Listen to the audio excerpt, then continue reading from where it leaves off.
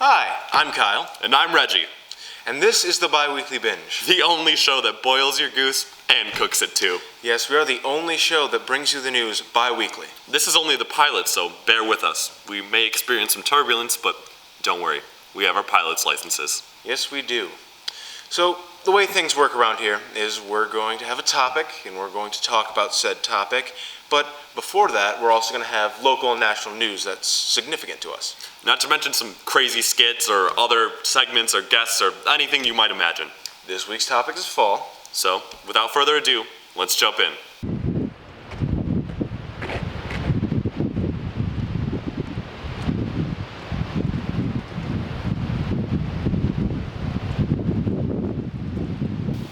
In recent news, Dexter High School is going to begin to offer a varsity letter for community service. An agreement with the Washtenaw chapter of United Way will allow a student in high school to earn a varsity letter for having 145 hours of community service over the course of a year, specifically May 1st to April 30th. 50 of these hours must be non-school related events, and they have to be real. And they'd also have to be all submitted in an application to the United Way website by May 1st. And now that being real clause is incredibly important because I can think of one fake organization, group or organization, thank you, that would give me all 145 hours. What would that group be? It would be the Volunteer Nessie Finding Squadron. It's where we go out, it's a group of people that go out to Loch Ness in Scotland, and we look for Nessie. Who would that help? People who believe in Nessie. In other news, the PSAT was this week and it wasn't too popular. Juniors across the country took the pre-SAT, and it really messed up my schedule this Wednesday. I mean, why couldn't they just take it on Saturday like the rest of us chose to? Well, according to the College Board, it was moved there so people could find rides easier and it wouldn't conflict with religious holidays. I mean, the first one makes sense, but I looked up what holidays were going on the 17th, and all I found was that October 17th is National Pasta Day. So unless you're Pastafarian or Italian, you probably could have made it by then. But it's not just the date that was weird for people, it was also the test. Since 7th grade, we've been taught how to take the ACT. We were giving practice exams that resembled it, we took prep courses, we understood how the ACT was going to be scored. This year, juniors have no idea how the SAT is, and taking the PSAT is a great step in the right direction. But it's kind of hard to switch from one style of standardized test to the next, at least in my experience. However, the juniors have already taken it and it's all said and done. Now they'll have to wait until April to see what the real deal is. Now, onto this episode's topic, fall. Now, I know what you're thinking. You guys couldn't think of anything better to talk about than fall? This show sucks. Well, I can assure you that it does not suck, and we're going to be doing a different take on fall. We're going to be talking about the things that make fall just a little bit annoying. Like allergies. Every year, roughly 50 million Americans suffer from hay fever or fall allergies, according to the American College of Allergy, Asthma, and Immunology. Symptoms may include stuffy or runny nose, sneezing and coughing, or watery and itchy eyes. Some people may just have these during the seasonal change, but it's more than likely just sinus drainage. However, suffering from the former is awful. You can't be outside enjoying the fall weather and colors because the minute you do step outside, your nostrils and sinuses become so bombarded with pollen and other allergenics that it makes Main Street around 6 o'clock look barren. And I would know. I spent a lot of time with a chronic allergy sufferer. I've got a lot of experience, but I wouldn't trade it for the world. And even if you can't smell the fall colors, you'll at least be able to see them if your eyes aren't watery or itchy. And another thing that's really beginning to get on my nerves about fall is pumpkin spice. Every year since Starbucks unveiled the pumpkin spice latte in 2003, it's grown to encompass a lot more than coffee.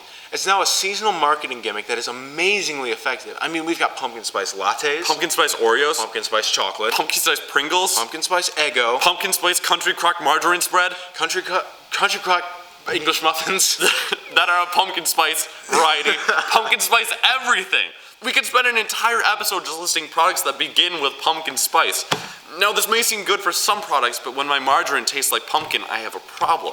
And it's products like these that have gone too far. The idea behind pumpkin spice is perfect for a marketing team. Having a seasonal product will get people to buy it. However, when a good idea works out, there will be copycats. And with the copycats we've seen, it's gotten to the point where it's just stupid and unoriginal to have pumpkin spice as a product name. Why not create a new flavor? Why not zucchini salt caramel? Or a squash seed salad. And you can have those marketing teams. We don't want them. We just want the new products. The other problem I have now is how pumpkin spice lasts longer than actual fall. I mean, let's face it, you can't enjoy the beauty of the changing of the leaves for a long period of time. It's almost impossible. When the temperatures begin to drop and football is on TV and your family's arguing about who's the best tight end in the NFL, the leaves are still green. So you wait. And you wait. And you wait. And then, when you're talking about what you're going to be wearing for Halloween, there they are. All the colors you would hope. So you think, all right, I'll go to the costume store, I'll buy my John McCain mask, and take the scenic route home. You walk to the store, buy your outdated political mask, and walk outside, and nothing. All the leaves are dead. Dead like John McCain's presidential ambitions. Deader than disco. It went from amazingly pretty to being more barren than the surface of Mars. And that's upsetting. Being a bit of a nature guy, I see this quick transition as a big middle finger to enjoying nature before it snows and I can't leave the house. And you might be thinking, Kyle, why don't you just go outside? Well, I can't.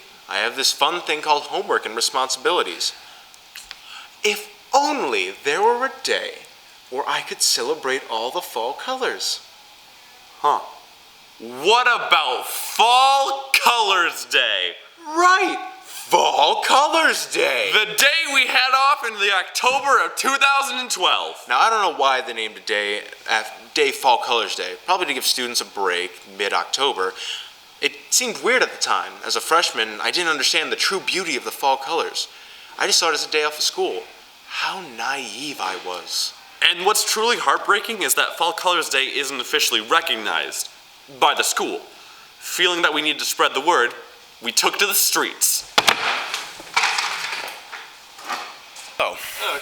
Okay, my name is Kyle. I'm from the Biweekly Binge, and and we want to ask you a few questions about Fall Colors Day. First question, do you know what Fall Colors Day is? Nope. We want to ask you a few questions about Fall Colors Day. First off, do you know what that is? No, I do not. Yeah, it's a day to allow the state of Michigan to make a gross amount of money by encouraging people to go around and enjoy the wonderful splendor that is our autumnal equinox here in the state of Michigan. No. No. Do you know what Fall Colors Day is? Fall Colors Day? Yes, I've fall. never heard of it in my life. Yes. What is It's it? a day where you celebrate the pretty fall colors. Our first question is, do you know what Fall Colors Day is? No. Absolutely not. Nobody knows! And not many people remember it either. It was such a weird day at the time, but no more. I refuse to let this unofficial holiday go without notice. I work and sweat and cry and pour my heart out for the school, and what do I get in return? Nothing. I mean, screw the diploma. What happened to my fall colors? Upset parents who say the day was unnecessary ruined it for people who find it to be the opposite, and I won't stand for it. We need to take back our right to enjoy the colors of fall. We need to make it known that this Fall Colors Day is the only school holiday you should care about. It's not just an excuse to get school off. It's a day for you to observe what beauty nature has to offer. And when it comes down to it, what's more important than that? So, I submit to you a plan. Write to the superintendent. Contact your senator. Email the president. Don't let Fall Colors Day die in vain. Anyway, that's all we have for you this week, folks. Be sure to stick with us for future episodes, and as always, My name is Kyle, my name is Reggie. and this has been The Biweekly Binge. Is the mic on?